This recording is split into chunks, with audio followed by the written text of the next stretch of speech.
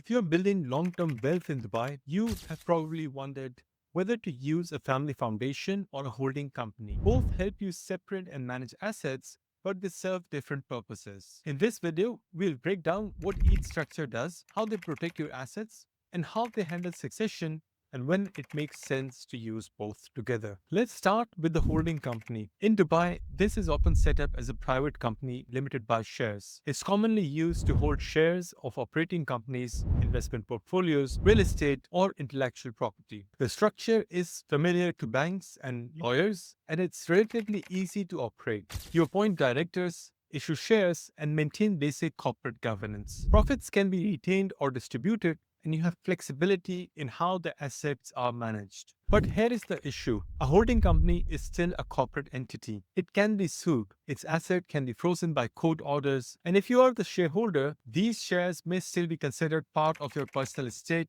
when you pass away. That means it can go into probate and long court processes. That also means potential estate tax exposure. So eventually, it's a lack of true ring fencing from personal liability. Now contrast that with a family foundation, specifically one set up in DIFC, that is Dubai International Financial Center, or the ADGM, that is the Abu Dhabi Global Market. Unlike a company, foundation has no shareholders. It exists solely to hold and manage assets according to a charter and set of rules you create. You appoint a council to oversee it, and you define the beneficiaries. The key here is separation. Once the assets are transferred into the foundation, they no longer legally belong to you. This makes foundation particularly strong from an asset protection standpoint. It's not designed to conduct commercial activity, so it's rarely involved in disputes. And even if someone sues you personally, the assets in the foundation are typically beyond reach, as long as the structure was set up properly in good faith and it was not a sham. But asset protection is only one half of the story. Foundations excel at succession planning. You can define exactly who inherits what, when, and under what conditions. There is no probate process, no legal delays, no court involvement, and this is critical if you have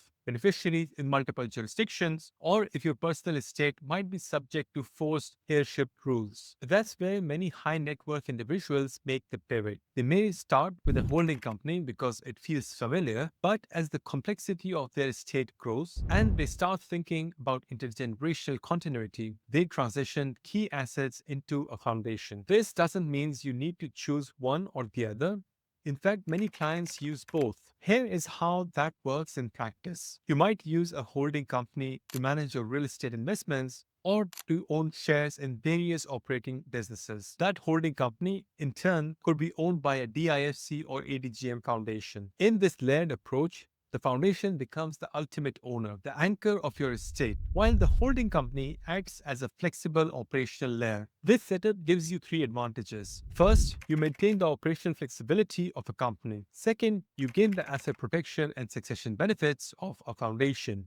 And third, you create a clear compliance structure that banks, regulators, and future beneficiaries can all understand. That clarity is especially important in a world of increasing scrutiny around ownership, tax compliance, and asset declaration. One concern that often comes up is control. If assets are no longer legally yours, do you lose control? Well, the answer is not necessarily. When you establish the foundation, you can define roles such as the guardian or advisor, and they can hold veto rights or oversight powers. You can also sit on the council depending on the structure. And even if you choose to step back, your wishes can be hard coded into the charter and the bylaws. Another concern is cost. Yes, setting up a DIFC or ADGM foundation is more expensive than registering a simple company, but what you're really paying for is peace of mind. You are creating legal clarity across jurisdictions. You're avoiding forced heirship laws, and you're protecting against third-party claims. You are also building something that will outlive you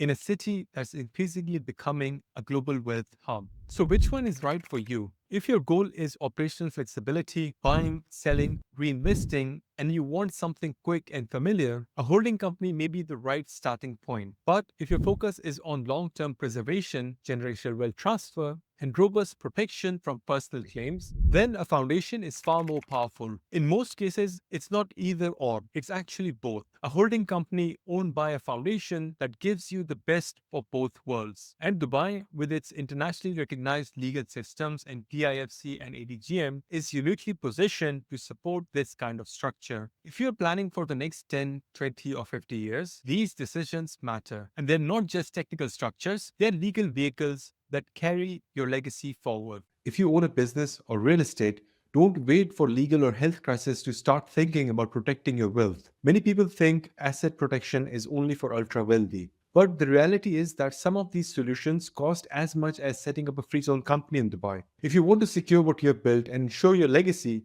you can request your free and customized asset protection plan by clicking the link in the description below. And if you're serious about building long-term financial security, you should really check out my next video right here.